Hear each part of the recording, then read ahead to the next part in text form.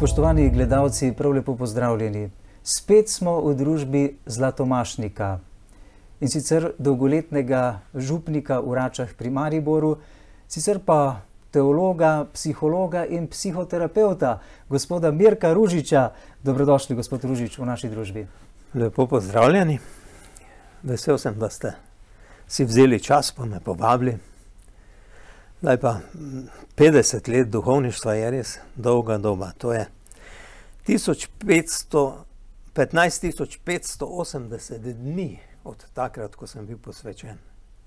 In tudi toliko svetih imaš darovanih? Ja, in v teh dneh nisem niti enega dneva preživel, ne da bi daroval sveto mašo. Iskrene čestitke. Ja, to je posebnost. To je posebnost, pa tudi velik blagoslov. Milost, ja. Velik blagoslov za pravzaprav vso Slovenijo, ne? Ja, za ves svet. Za ves svet, ne? Ja, ja. Pri vsaki sveti maši molimo tudi, naj bo vzveličanje vsega sveta, ne? Tako je. Vse stvarstvo je Božja stvaritev, tako kot mi, ki smo najeminentnejši, ne? In zato, ko molimo, ko delamo pozitivno v stvarstvu, delamo v bistvu za vse. Zdaj, če začneva z mojo potjo. Ja, najprej vam moram čestitati, seveda iskrene čestitke v našem imenu, mojih sodelavcev in tudi naših gledalk in gledalcev, ki vas poznajo. Gotovo so mnoge čestitke prišle do vas, kajti izvedel sem, da ste bili zelo priljubljen župnik 32 let in pol v Račah pri Mariboru. Ja, že predtem pa kaplan nekaj let na Hajdini. Na Hajdini, ja. Gospod Ružič, včeraj smo praznovali vse svete. Ja. Praznik vseh svetih, danes je dušno, dan birnih duš pravimo, ne? Nekako smo ljudje prisiljeni vsaj enkrat na leto se poglabljati v minljivost in v smrt. Ja, vsi sveti nas v bistvu pripeljajo do tega, da pride trenutek, ko iz časa izstopimo. Ne? In takrat je naše srečanje z Bogom popolno. Čeprav tudi sedaj smo v Bogu in On je v nas.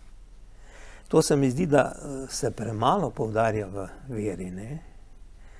V veri se bolj poudarjajo dolžnosti, pa vse druge stvari, zunanje, ne pa tisto, kar je notri v človekovi duši. In praznik vseh svetih se mi zdi, da nas na nek način poveže. Posebej pa še današnji dan, ko vsak duhovnik lahko 3 maše daruje, eno po namenu svetega očeta, eno za verne duše vica in eno po lastnem namenu. To je tudi nek dejavnik povezanosti, enosti v Bogu. Ne? Ker o enosti v Bogu se veliko govori, ampak moj občutek je, da večina ljudi tega ne občuti. Ne? Kje so vzroki za to? Težko je reči. Po eni strani mislim, da je to nauk, ki nas ne uvede v stik z Bogom. Ne?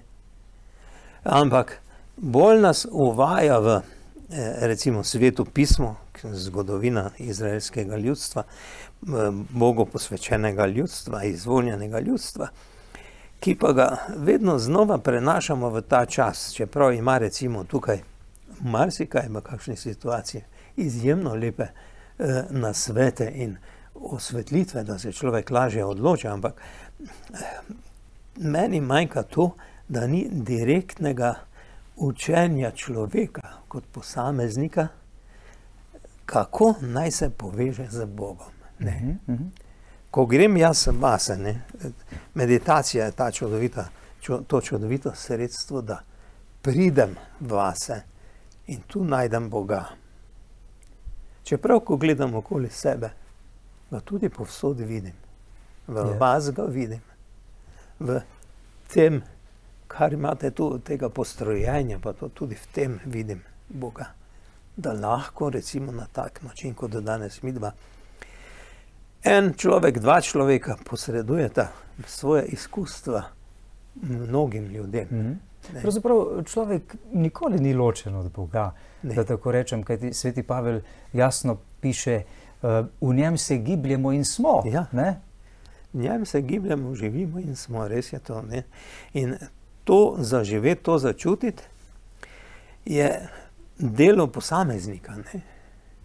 Tega ne dobimo pri verouku. Delo posameznika.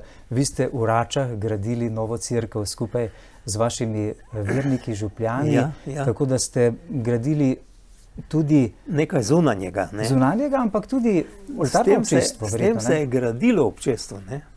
Ker prvo občestvo, ki ga je v bistvu začel pokojni kanonik Zdolšek, ne, leta 67. Takrat so bile strahovite težave s tem, že samim namenom, da bi postavili cerkev. En komunist je rekel, da če bo v cerkev v Račah, se jaz odselim. Pa se je odselil. Nič hudega, ne? Ne, nič hudega. No, ampak hočem pokazati to ekstremno nasprotovanje. S težavami so delali tisto. In še druga zadeva je bila, da bi jim nagajali, so jim dali dovoljenje, to, da na temeljih prvotne zgradbe, bila je pa to zgradba, kmečka hiša z gospodarskim poslopjem, dolga 30 in široka 7 metrov. In arhitekt Požavko je takrat rekel, ja, če so nam dali v zemlji mere, v zraku nam jih ne morejo. In je cerkev razširil v prvem nadstropju za 2 metra, po celi dolžini. Ne. Zanimivo. To je 60 kvadratov. Ja, no, takrat tiste zadeve so bile zelo ostre in težavne. No, ampak zgradili so to cerkev, ki pa je bila res majhna. Ko sem jaz prišel v Rače leta 78, sem imel 3 maše za to, da so lahko ljudje prišli noč zraven pa sodelovali. Ne? Ob nedeljah, praznikih. Ja, ob nedeljah in praznikih. In takrat smo sklenili, da bi nekaj morali narediti. Ne? In smo vložili prošnjo, tudi tu je bilo precej nasprotovanja pa to, ampak smo tako izpeljali, da nismo gradili prizidka cerkve, ampak pevsko sobo. In potem smo na ta način pravzaprav zgradili 80 kvadratov koristne površine v cerkvi. Ne? Pa spodaj še seveda stanovanje, ki je bilo tudi zelo majhno za župnika. In to je bilo delo, ki je povezalo ljudi, veste. Vse smo naredili popolnoma samo z lastnimi sredstvi. Nobene pomoči od nikoder. Vse čestitke za te zunanje stvari, sedaj me pa zanima, kako je vaše oltarno občestvo raslo? Prej ste rekli, da je od posameznika odvisno, koliko lahko pomaga nekomu, da vzpostavi živi stik z Bogom. Ne? Kako so vaši verniki, vaše delovanje doživljali v tem času? Na kakšen način ste jim pravzaprav pomagali, da so se oni povezali z Bogom? Ja, to je bilo pravzaprav moj zgled. Ne? Ker jaz sem pri tisti zidavi delal tudi kot zidar. Celo, veste, kaj sem se naučil? Ometavati strop. To, kar je specialnost pri zidarjih. Ne? Se pravi, bil sem čisto noč vpet. In takrat, ko vidijo ljudje, da si srcem pri neki stvari, pridejo zraven. Ne? Poleg tega pa moram eno stvar poudariti. Ko sem prišel v Rače, prvo leto sem jaz obiskal čisto vse hiše. To pa je bil nasvet mojega šefa odprej, gospoda Pucka Pavla, pri katerem sem bil kaplan. Svetnika. Ja, res je bil svetnik. No, on mi je rekel, da njemu je ta praksa pravzaprav pomagala, da je bil na edini sprejet. Ne? In meni je to tudi pomagalo. Veste? Noben faran mi ni bil več tujec. Čeprav so me tu in tam kateri zaklenili ven, pa niso hoteli imeti stika, ampak približno sem vedel, kje je njihova hiša in to je bilo dovolj. Ne? Ja, ker tudi, ko sem maševal za župljane, za župljane sem upravil 1690 maš. Samo za domačo župnijo? Ja. So tudi oni bili vključeni, pa če so hoteli ali ne. Za žive in pokojne? Ja, za vse, za žive in pokojne. Imel sem bolj pred očmi žive, kakor pokojne, ker pokojni so pri Bogu in so srečni. Ne? Upajmo. Ja. Upajmo. Z kakšnega okolja prihajate sicer? Kje ste odraščali, preživljali vašo mladost? Jaz sem bil rojen na Tišini od leta 48, 49, tu nekje, pa ker je oče bil vrtnar v Murski Soboti v bolnišnici, smo se preselili v hišo, ki je bila last bolnišnice, nekdanja grofovska zgradba za hlapce. Ne, to je pomožna zgradba je bila tam. Ne. Ni bilo ne vem kako stanovanje, ampak soba pa kuhinja, pa špajza, to je bilo vse. Skromno. Ja, zelo skromno. Saj, oba sta bila iz delavskih vrst, ne. Tako mama kakor oče. No in oče je bil vrtnar in jaz sem svojo mladost preživljal pravzaprav v gozdu in pri njem na vrtnariji. Ne. Nisem hotel iti vrtec. Ja, to je zanimivo. Nisem, ne vem kako to, ni me prepričal vrtec. Ne. Čeprav recimo brata, ki je 5 let mlajši, on je pa moral iti vrtec. Ja. No in iz teh časov moram reči, da mi je ostala ena taka osebnostna poteza, da težko prenašam neke direktive nadrejene, če niso razumno utemeljeni. To je to zato, ker kar je razumno utemeljeno, ni težave. Naj vas tu vprašam, koliko pravzaprav človeka usodno zaznamuje za vse življenje neko socialno okolje, v katerem je odraščal, v dobrem in tudi v slabem smislu, in koliko ima možnosti, da se iz neke slabe dediščine izvleče? Ja, okolje silno zaznamuje, ne. Ker to, kar podedujemo, tega je nekih 5 do 10%, vse drugo je delovanje okolja. In slabe razvade, slabe navade, ne, je zelo, zelo težko izkoreniniti, če človek sam ne uvidi, da je treba neko stvar narediti. Torej prvič uvidi, to je prvi korak, ja, da se zaveda tega. Da se zave tega, potem pa to je mukotrpno delo. Ne. Oblikovati samega sebe je najtežje delo. Ne. Je pa, če je podprto na nek način z milostjo, s povezanostjo z Bogom, gre.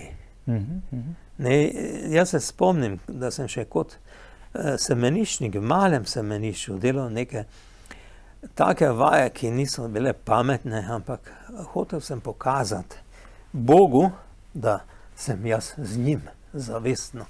Ne. To. Tudi v bogoslovju potem se spomnim, da sem prav tako delal določene vaje za to, da sem Bogu pokazal, da je on moje najdražje. Ne. Da ste vendar odločeni kljub nekim svojim manjkom, morda slabostim? Ja, to mislim, da Bog to ne jemlje tako, kakor mi ljudje.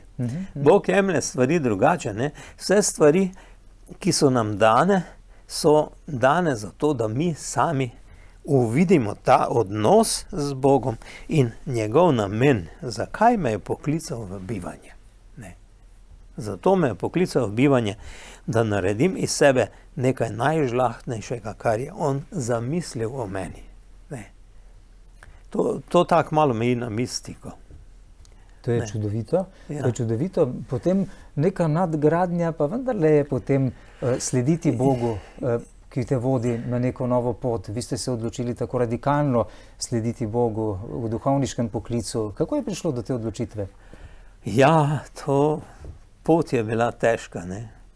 Veste, že iz časov, ko sem v osnovno šolo hodil, se spomnim. Za Boga je treba vedno nekaj žrtvovati. Nekaj tega, kar ti je ljubo. Kdo vam je to rekel? To je moje spoznanje. In takrat, ko sem jaz šel v malo semenišče, veste, takrat so v bolnici očetu vzeli vrtnarstvo zaradi tega, ne. Se pravi, šlo je za čisto šikaniranje, za načrtno, ne. On je izgubil ta položaj in mislim, da ga je to tako potrlo, da se do konca življenja, umrl je pol 78. leta, ni spravil k sebi, ne. Brata so prav tako v šoli, torej šikanirali, veste, pri otrocih je to težko, ne. Dovolj je, da ga tak po strani divleš, tako da je on tudi imel s tem silne težave, ne. To je veliko trpljenje za človeka, Ja, ne? ja, Če ja. ni sprejet. Če ni sprejet, ja. v To okolici. je bilo hudo, ja. No in potem v bogoslovju,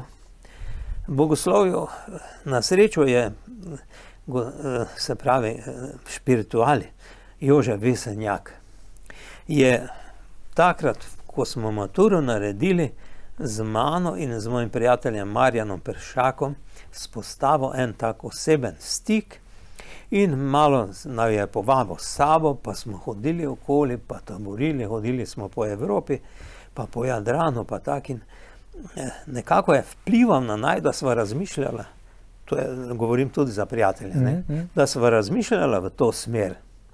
Ker v prvem letniku jaz nisem bil gotov, da bom res duhovnik, ne.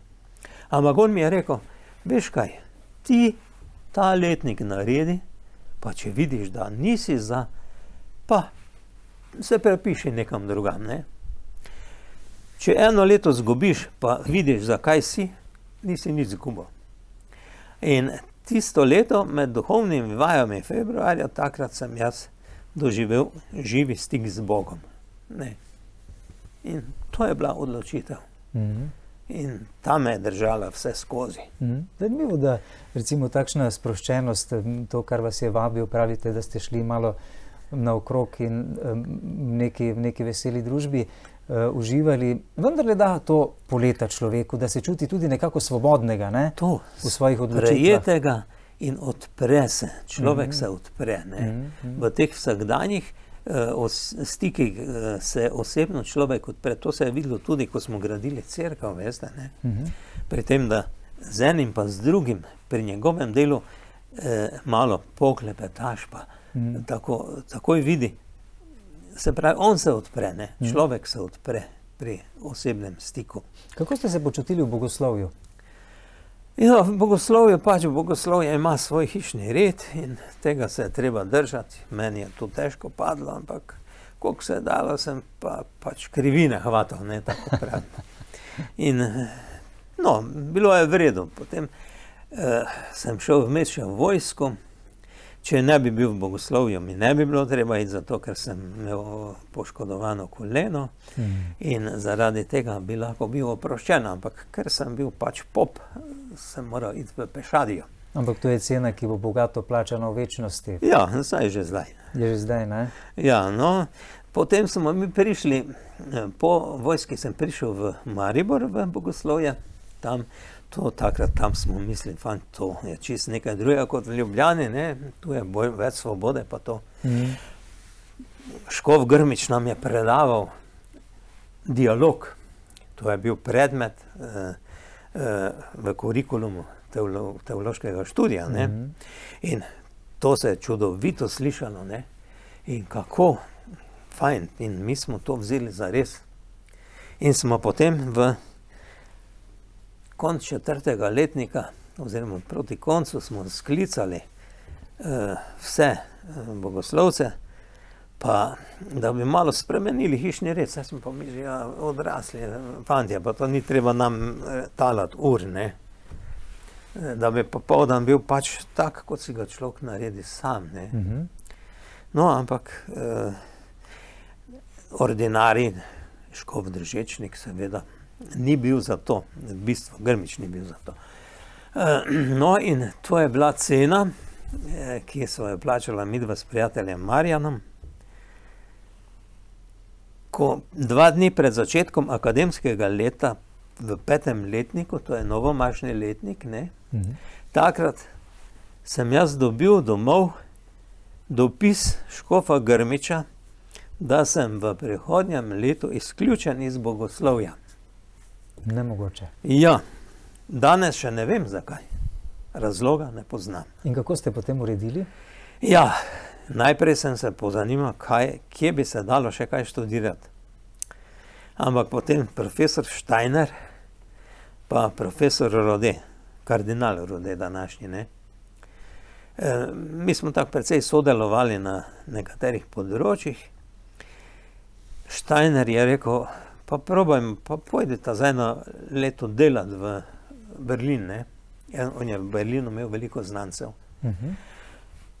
Oziroma profesor Rode pa je rekel, pa pojdite v Pariz, ne, pa boste tam delala kot študenta. In je prišel odgovor iz Pariza 21. oktobra prej kot iz Berlina. In 22. oktobra sem midva šla z vlakom v Pariz. In kaj ste počela tam? Jaz sem delal na rakovem oddelku. Takrat še o raku nismo vedeli veliko stvari. Mi tam, ki smo delali, nismo vedeli, a se lahko okužiš ali ni, se pravi, ni kužno. Skratka, v taki negotovosti. Ja, 1 leto sem tam delal. In v tem času sem zvozil v hladilnik v mrtvašnici 50 mrličev. To je bil najboljši letnik mojega življenja. Soočanje s smrtjo.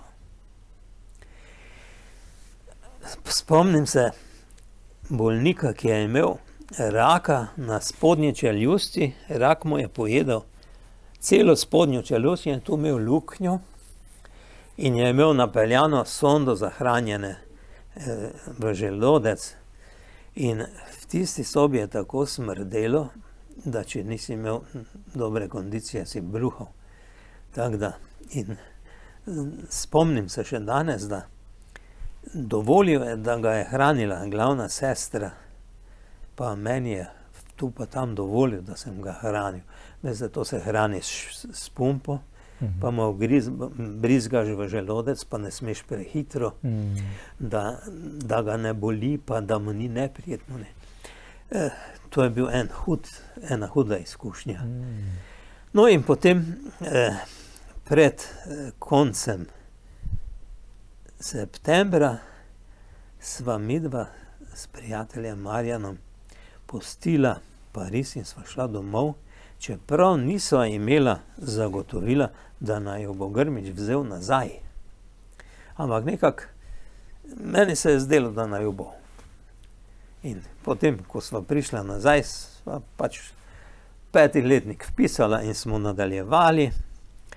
In takrat je bil ta predlagani hišni red uveden.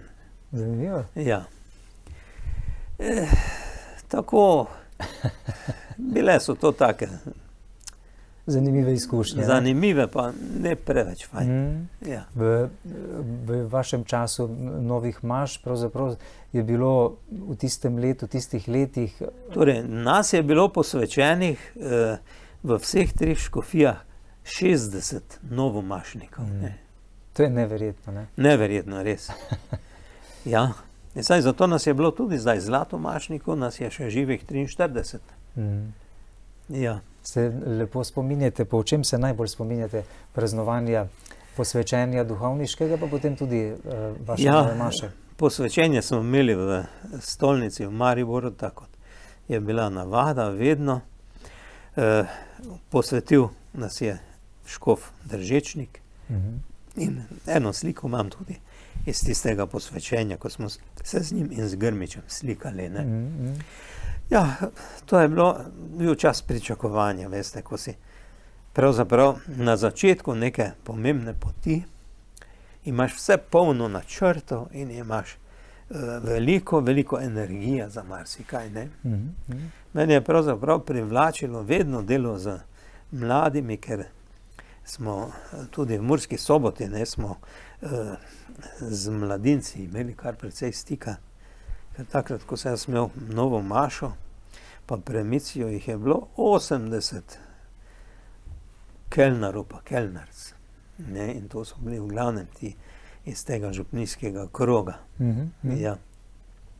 Rad bi vas vprašal, kako to, da ste vi, mislim, da ste bili kakšne 4 leta morda že v Račah kot župnik in ste začeli študirati v Ljubljani tudi psihologijo? Ja, veste, ko sem v Rače prišel, je bilo, jaz sem začel z roditeljskimi sestanki s starši, ker nekako vem, takrat sem že čutil, slutil, nisem imel to znanstveno utemeljeno, ampak čutil sem, da če ne delaš s starši, ni nekega učinka. Ne? In zato sem jaz takoj, ko sem prevzel Faro, začel vsako nedeljo, najprej sem imel po razredih 4, se pravi dvojice razredov, 1., 2., 3., 4., 5., 6., 7., 8. Ne? Vsako nedeljo po prvi maši smo imeli sestanek s tistimi starši. No, pol sem ugotovil, da je to preveč napora zame, pa da bi lahko združil. Pa sem potem začel prva polovica, pa druga polovica, ker pri mlajših, se pravi, prva 4 leta so nekako potrebe seznanjanja z vzgojo in prijemi vzgojnimi oziroma metodami drugačne kot potem, ko so otroci starejši. Ne? In to sem potem peljal, ampak sem doživel huda nasprotovanja. Kaj se ta naš gre, ne? Kaj si to nekaj zmišljuje, kaj bi, to nikjer nimajo. Pa. Dobro, ampak jaz sem pri tem vztrajal in da bi še nekako bolj kvalitetno zadevo peljal, sem se pač vpisal na psihologijo. Bilo je težko, veste, ker na psihologiji določene stvari gredo tak, ampak vaje pa ne moreš imeti, ne da si prisoten. Ne? Na srečo je bil v Slivnici sošolec, tudi isto leto posvečen, Slavko Krov. In me on pač pokrival na tiste dni, ko sem jaz moral med vaje. Ne? In tako da sem leta 86 diplomiral na filofaksu. Ne? In že prvo leto, ko smo imeli razvojno psihologijo, sem začel starši tak, kdo hoče priti, ne? In smo imeli tako skupino, smo imeli popoldne, da smo se pogovarjali o vzgoji. In mislim, da so mi tisti starši hvaležni. Glih letos, ko sem bil v Lurdu, smo romali v Lurd, z nekaterimi tudi iz Rač, mi je ena gospa, mama 2 otrok, rekla: gospod, niti enega vašega sestanka nisem zamudila. Veste, kako sem vam hvaležna. Poglejte. Ja, no, to me je tako, to je bil balzam, veste, ker nikoli ne veš pravzaprav, kako ljudje doživljajo in čutijo te stvari, ko jim nekaj hočeš dati. Ker večkrat sem naredil napako, da sem hotel nekomu po vsej sili neko vrednoto odnosa z Bogom in vere dati, pa sem pol videl, da je bila to norija, da je bila neumnost. Ne. Moraš človeku pustiti, da on dozori do te stopnje, da je sposoben določeno vrednoto sprejeti. No, če vrednoto sprejeti, veste, v psihologiji, ko sem študiral tisti čas, so me zelo privlačile vrednote. Ne? Janek Musek, Ptujčan sicer, on je predaval osebnost in tu je vrednota nekako postavljena zelo visoko. Jaz sem pol delal eno raziskavo, ampak sem videl, da ni vrednota to. Vrednota kot nek pojem, kot nekaj, kar ti nekomu ponudiš.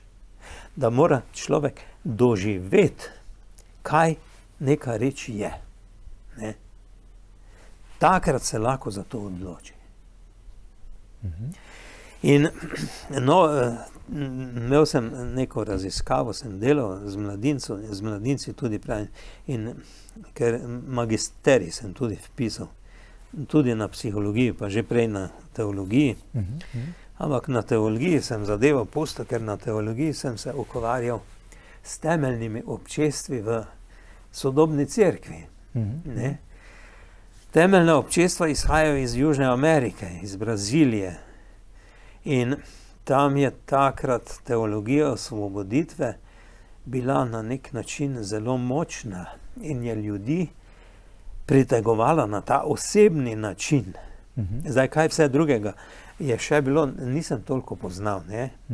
Ampak leta 78, tisto je bilo eno strašno leto, veste. Očeta sem izgubil februarja, župnika, pri katerem sem bil dodeljen, zato da bi ga razumel, ker je imel raka na želodcu in je šel proti koncu in je škof Držečnik rekel, no ja, on ga bo menda ja razumel, ker je delal na rakovem oddelku. Ne, tako je rekel Držečnik. Pol sem prišel k njemu in potem maja je umrl. To je bil Jože Hozjan.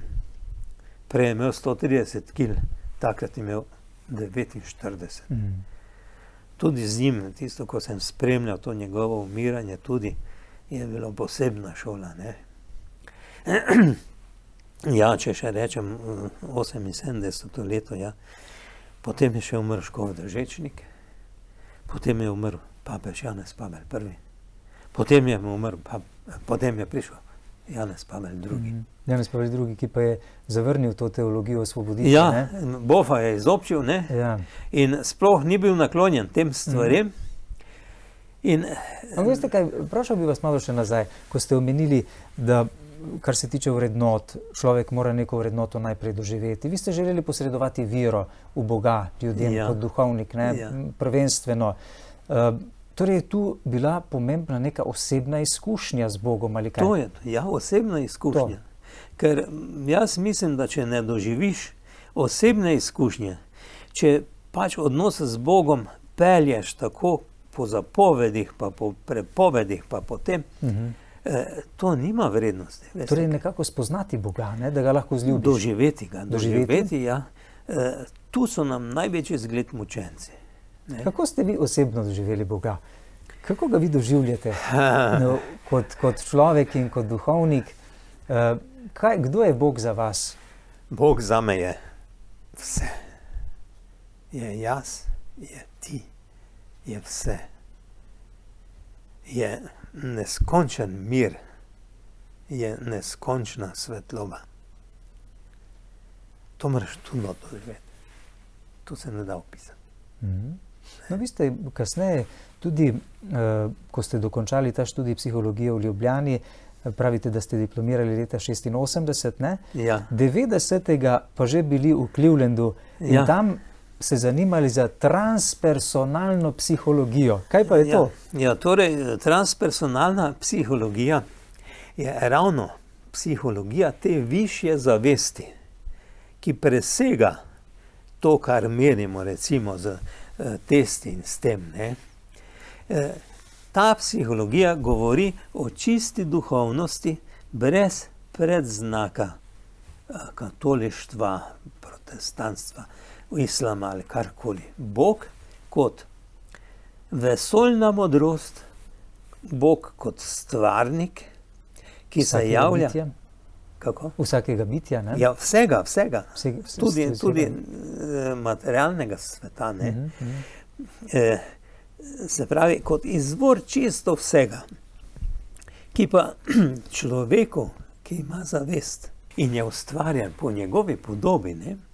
Se pravi, ta Božja podoba je naša duša. To je živi delček Boga v nas. Ne? Ampak, gospod Tružič, Vendarle psihologija naj bi temeljila na nekih znanstvenih raziskavah, dokazih, človekove duše pa ni mogoče meriti v laboratoriju. Koliko danes znanstvene raziskave napredujejo, da bi poskušale dokazati obstoj duše? Ja, za nekaj raziskav na tem področju sem slišal, oziroma mimogrede prebral, da naj bi tudi odhod duše iz telesa težo telesa zmanjšal za nekaj mikrogramov. Ja. To sem prebral. Da bi duša naj imela neko težo, ne? Ja. Ampak mene to ne zanima, ker meni se zdi težišče v tem, da jaz kot zavestna enota lahko s tem velikanskim zavestnim Bogom pridem v neposreden stik. Kako daleč je človek prišel danes pri preučevanju človeškega potencijala? In kam nas bo to preučevanje pripeljalo v prihodnje? Ja, veste, tu se meni zdi, da to prav v to smer vodi. Da je človek kot Bog v malem sposoben istih stvari kot Bog v velikem. Ne? Se pravi, da jaz zaradi tega, ker je moja duša delček Boga v meni, sposobna ustvarjanja. In to se zdaj vršijo kar raziskave v to smer, namreč duša skozi misli, veste, tu je težišče, ne? Ker misel je tista, ki gre ne samo v meni, ki mene na nek način ohranja kot enoto, gre tudi navzven. Ne? Recimo, taka otipljiva zadeva je telepatija, ne? Ki se tudi da meriti. So pa to pač seveda stvari, ki niso raziskane, ki bolj begajo in bolj plašijo, kakor pa prinašajo kakšne koristi. Torej, kot vas razumem, v nasprotju z neko klasično psihologijo je ta transpersonalna psihologija vendarle tista, ki osebo obravnava kot duhovno bitje. Ja. Ne? Kako pa gledate na dejstvo, da danes zelo veliko ljudi živi življenje, rečemo nekako mehansko, avtomatično, v nezavednem stanju, v katerem prepogosto zanemarijo svoj duhovni obstoj? Ja, to je pravzaprav naredil napredek. Ne? Napredek na vseh teh vsakdanjih področjih, ko ti ni treba na nič več kaj misliti, namesto tebe mislijo stroji, niti treba kaj dosti delati, ker delajo stroji. Postali smo na nek način ukalupljeni v določen segment človeštva, ki mogoče živi neko blagodat, neko dobrino. Ne? In to nas najbolj spelje stran od tistega, kar bi naj bili. Ne? Da ravnamo kot navajena bitja. Materialne dobrine nam nekako hočejo odvzeti vse, kar nam želi dati Bog, ne? To, ja. Pravzaprav materialne dobrine, če se ne zavedam, da te materialne dobrine sem dobil, prejel za to, da sebe gradim in izpopolnjujem, me odpeljejo proč od mene in od Boga. Ne? No, tukaj, ko pravite, sebe gradim in izpopolnjujem, zasledil sem, da ima posebno mesto v tej transpersonalni psihologiji transformacija. Ne? In tukaj se gradi na sprejemanju samega sebe, na odkrivanju lastnih potreb. Ne? Ja. Danes, ne samo danes, tudi sicer pravzaprav skoraj ni človeka, ki bi v polnosti sprejemal samega sebe takšnega, kot je, ne? To je težko. Je težko, ne? Težko je sprejeti sebe, zato ker nismo popolni. Ne? Tu je težava. Zakaj je pomembno, da človek v resnici se potrudi in vse naredi na tem, da bi samega sebe sprejel? Samega sebe vzljubil, da tako rečem? Ja, to mislim, da je pravzaprav skrivnost odprtosti za Boga, odprtosti v Boga. Ker kako to vpliva tudi na njegovo psihično stanje? Ja, bolj sem zasidran v sebi, lažje obvladujem življenje, ne. Bolj sem v sebi zasidran, vem, kaj zmorem in vem, kaj mi škodi, ne. In potem, če ne precenjujem samega sebe, ne padam v neke neustrezne situacije in ne rušim tega, kar mi je dano, ne. Kaj je značilno za psihično zdravega človeka? Ve, kdo je, ne. Ve, kdo je. Ve, kdo je. Zaveda se tega. Ve, kje je. Ve, kam gre, kaj je cilj njegove hoje, njegove poti. In ve, s čim, s kom hodi. Se pravi, da ne hodi sam, da je povezan z, mi smo tako povezani, ne, nepropustno. Čeprav nam velikokrat stvari niso všeč pri ljudeh, ki so nam blizu, pa moramo z njimi hoditi, ne. In to je težava. In če spoznamo svoje kapacitete, svoje zmožnosti in se pravi, če poznamo samega sebe, potem ne prihaja do razhajanja, ker dovoljujemo vsakemu, da je to, kar je, ne. Da če tudi greva midva do istega cilja, ni potrebno, da sva privezana drug z drugim, ne. Ampak da lahko hodiva vsak po svoje. To je ena od težav v življenju, namreč tako jaz vidim, da človek misli, da je edino njegovo spoznanje in njegova pot edina pravilna na svetu, ne. Največji štos je pa v tem, da pravilne poti ni. Je pot, ki bolj ustreza temu načinu, pa pot, ki bolj ustreza drugemu načinu, ne. In vsak človek ima svoj način. In tako midva vsak po svoje hodiva k Bogu, ne.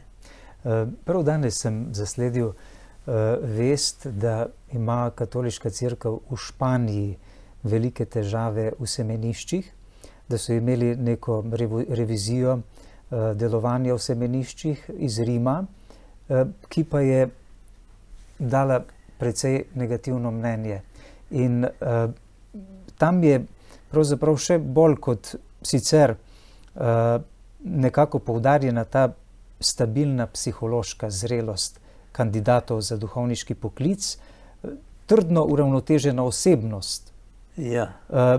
Kaj bi vi rekli glede na stanje med kandidati za duhovniški poklic, pa tudi že med vami duhovniki? Kaj ste ugotovili v vseh teh letih? Koliko so res te duhovniške osebe bile nekako trdno uravnotežene osebe z neko res stabilno psiho? Ja, to je težka beseda, ki jo bom rekel. Nisem videl, ne vem koliko, res stabilnih osebnosti. Ne, nisem videl. To se pozna potem, ko se človek vključi v župnijsko življenje, ne. Kako premetava ljudi, kako na nekih neracionalnih osnovah prihaja do nekih vezi, do nekih bližin, skratka, do povezanosti, ki niso zdrave. Ja. Se pravi, to je tako, ker v bogoslovju nas niso nič seznanjali s tem. To, da smo imeli špirituala, Jaz Boga zahvalim, da sem imel špirituala gospoda Jožeta Vesenjaka v prvih 3 letih, ker on je bil zelo blizu svetništva in zelo blizu vsakdanjega življenja. Torej tudi sam izgrajen kot osebnost? Ja, kot tak, ja. Saj iz njegove župnije Šoštanj je izšlo takrat v njegovem času kar precej duhovnih poklicev, ne. To tudi govori o tem. Biti zrela osebnost je v bistvu vsakdanje delo. Ker če dosežem nek nivo, ga ne morem doseči tako, kot dosežem recimo prvo nadstropje, ne. Sem tam, lahko pa sem že čez nekaj trenutkov že malo nižje. Ali pa celo padem dol, ne. Se to lahko v teh 5-6 letih recimo študija in bivanja v velikem semenišču, v bogoslovju, že uredi, da se človek nekako uravnoteži, da postane stabilna, tudi psihično stabilna oseba? Bolj se mi zdi, da v teh 5 letih oziroma zdaj 6 se na nek način nakazujejo smeri in poti, ki bi jih naj posameznik moral obrati, veste. Ki bo moral še delati na sebi. Ker mora pa delati v bistvu do konca življenja, ne. Tako moramo pravzaprav vsi, ne le duhovniki, duhovniški kandidati, ne? Ja, vsi, vsak človek mora to delati. Čeprav bi tako eno oceno rekel, da 95% ne živi zavestno, ne, se ne zavedajo sebe. Že samo, če pogledate ta trenutek zdaj, tu midva govoriva te stvari, ne, koliko se zavedam tega trenutka. Ne. Da zares živim v njem. Ja, sem v njem in nekako imam vso to 50-letno izkušnjo pripravljeno na to, da jo lahko delim z vami, pa tudi s tistimi, ki bodo gledali to oddajo. To, ja.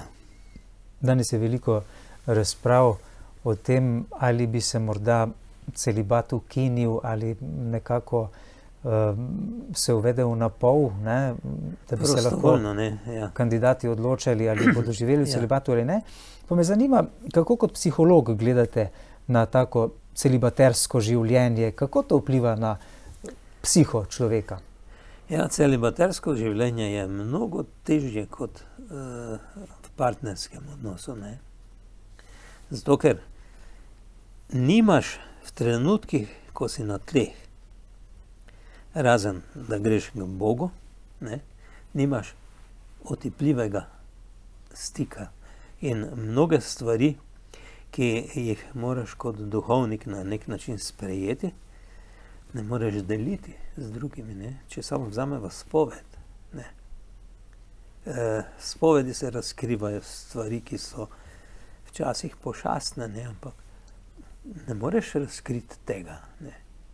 To je tak.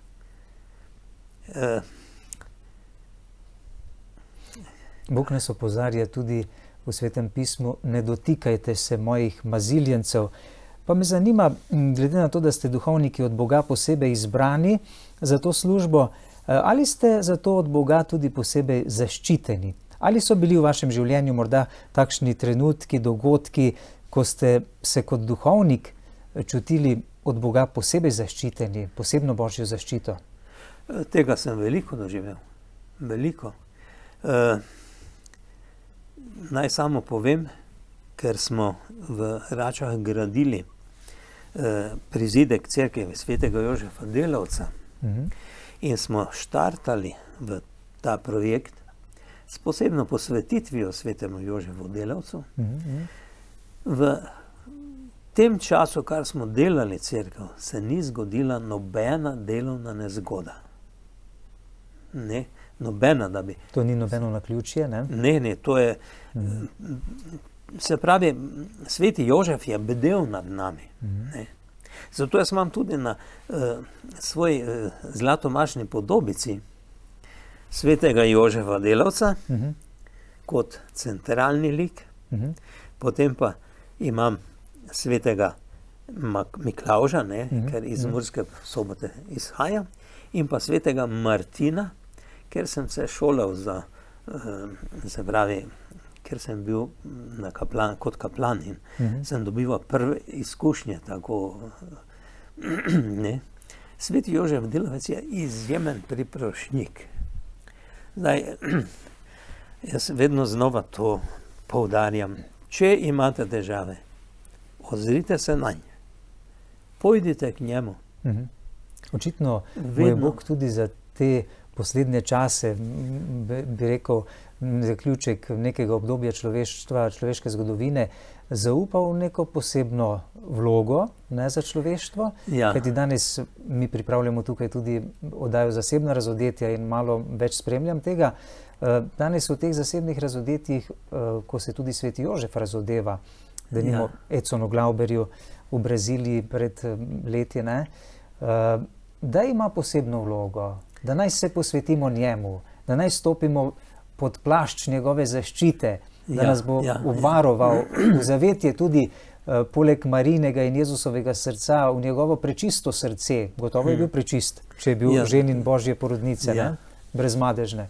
Samo tukaj je potrebno, da človek začuti v sebi, v svoji duši začuti, kam naj se obrne. Ker tudi, ko se obračaš k Mariji, recimo, da se ne obrneš iz navade, da greš njej. Da je to v veri, živi stik. Da je to živi stik. Enako velja za Jožefa.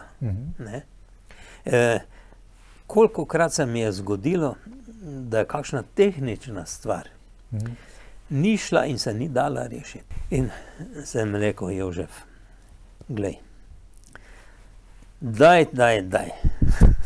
Tudi nemogoče stvari lahko ti narediš mogoče, ne? Tako je, In stvar je šla. Najbolj se spomnim, ker na cerkvi v Račah, smo v žlebove polagali grelne kable. Namreč, ko je bil sneg, pa se je talilo, pa to so bile ogromne sveče dol, ker se žleb se je zamašil, pol je čez steklo, In glih na enem vogalu se spomnim, tisti kabel, nisem ga mogel spraviti skozi. Saj, pol vem, kaj je bila, to je napaka Špenglerjev oblak, ker niso izrezali prav tiste luknje. In bolj sem rekel, sveti Jožef, zdaj pa več jaz ne morem. Ampak to moramo narediti. In takrat je tisti kabel zletel skozi. To je bilo tako otipljivo. Pa veliko takih dogodkov. Mislim, da ste zelo veliko dobrodelno se angažirali skupaj z vašimi župljani, predvsem mladimi, Z mladimi zelo, pa tudi, veste, po osamosvojitvi, smo bili med prvimi, ki smo ustanovili Caritas. V Ameriki sem videl, kako to delajo, tam imajo razna združenja in tisto me je navdušilo. Sem rekel, ko smo prišli sem, pa sem prišel domov, pa dajmo mi tudi to probati in Caritas še danes laufa. Čudovito. Ampak tudi v Afriko ste veliko pomagali, Tudi, Torej, že kot kaplan sem navduševal mladincev pa veroučence, da smo zbirali denar za prijatelja Pepija Gidera na Madagaskar. Pa tudi tako smo pomagali veliko za misijone. Vsako leto smo tisto, kar smo zbrali med letom, namesto bombonov pa žvečilnih, pa to sem dal na misijonsko središče, da so dali. Včasih smo pač imeli izbranega misionarja ali misionarko, ali smo pa kar tak dali, da dajo tam, kjer je največja potreba. To dobrodelno smo vedno gojili. Kot duhovnik ste morali biti zmeraj zelo široki, se zanimati redno tudi za vse aktualno družbeno dogajanje, tudi politično na nek način, Kajti kot pastir imate neko moralno odgovornost vaše ovce voditi na pravo pašo, in jih usmerjati, tudi zaščititi s pravo besedo, če je treba, ne? Seveda, ker niti vseeno, ne more ti biti vseeno za ljudi, ki so tvoji, ne? Ki jih imaš rad, ki za njih moliš, ki za njih mašuješ. In je potrebno, samo tukaj, ne vem, v politiki mi ena stvar ne špila, namreč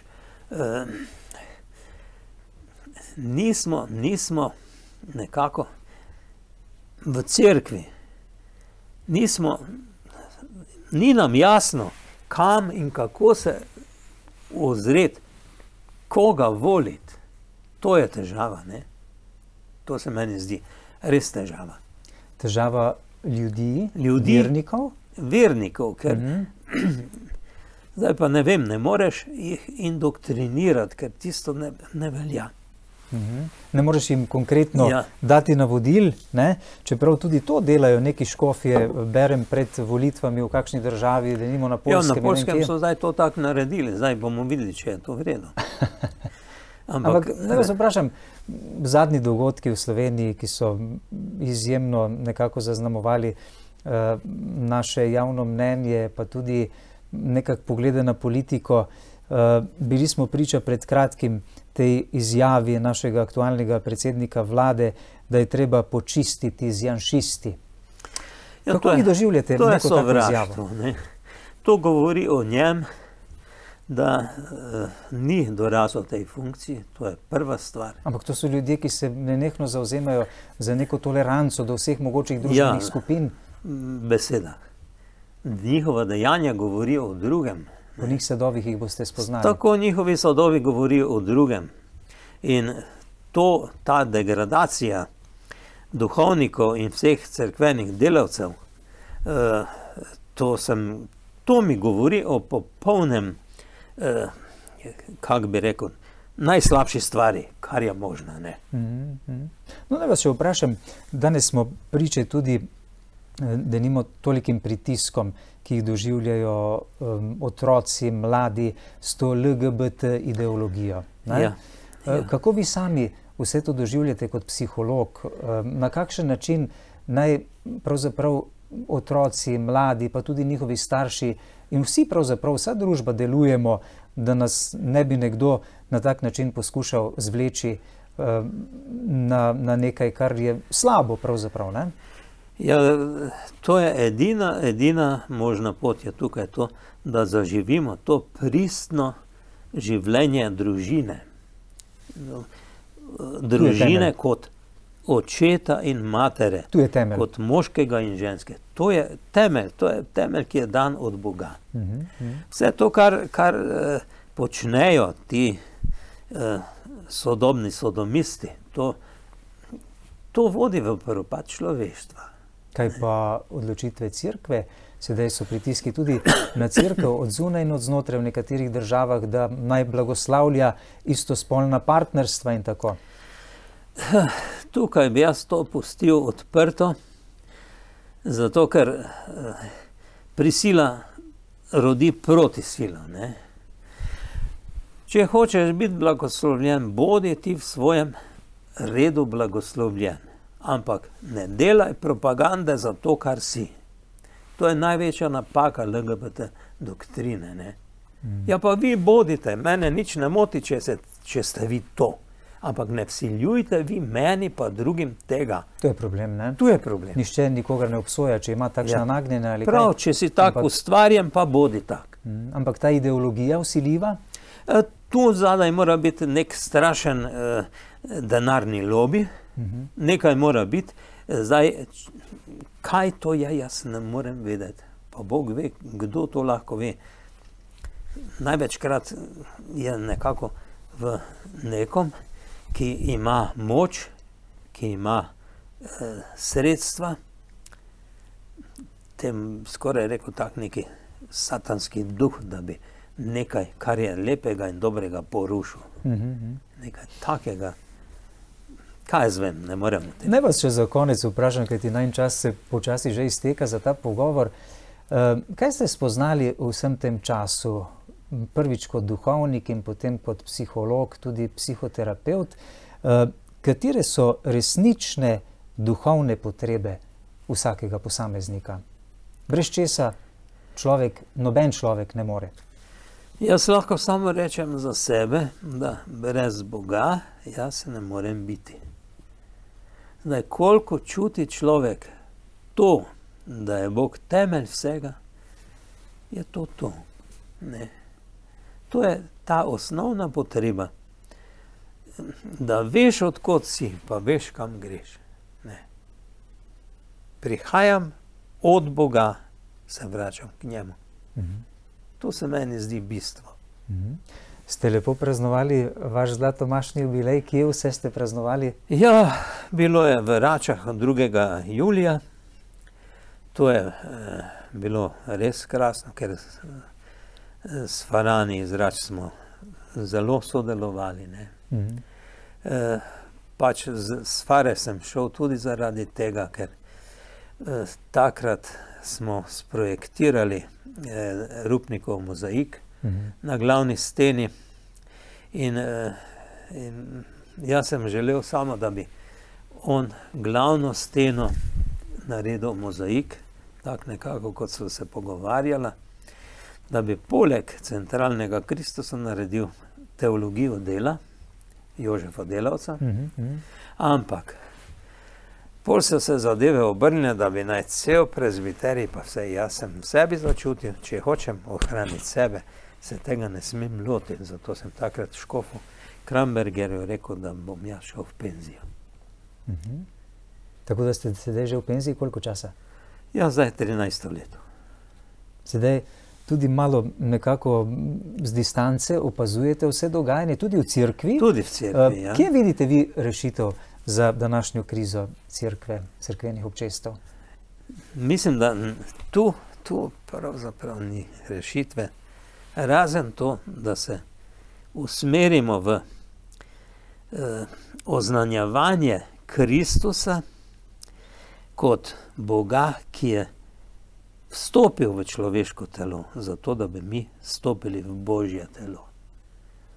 Da bi se ta osnovna stvar, to je odnos, izkristalizirala. Da ne bi smatrali, da je odnos gospodovanje, ampak da je odnos sprejemanje in dajanje. Dajanje in sprejemanje. Ne? To se meni zdi. Na tej osnovi in seveda temelj je družina tukaj. Bo sinoda pomagala k temu? Če se bo uresničila na tem področju, kar zadeva družino, bo. Ja. Najlepša hvala, gospod Pirko Ružič, res mi je bilo veselje vas poslušati in se pogovarjati z vami. Prepričan sem tudi našim gledalkam in gledalcem. Želimo vam še zelo lepo vaše jubilejno leto, zlatomašno leto. Ne? Boste še kje praznovali, še posebej? Ja, sem že, tudi v Murski Soboti sem praznoval, in sicer, ker sem imel novo mašo 22. julija, smo zdaj imeli zlato mašo 23. julija, ker je bila nedelja, in pa v Juršincih in na Polenšaku, ker večkrat me prosijo za spovedovanje in pomoč, tam sem tudi praznoval. Lepo. Iskrene čestitke še enkrat in naj vam Bog da še veliko trdnega zdravja, da bi lahko še dolgo delovali med nami. Bog klonaj. In hvala, drage gledalke in gledalci, tudi vam za pozornost.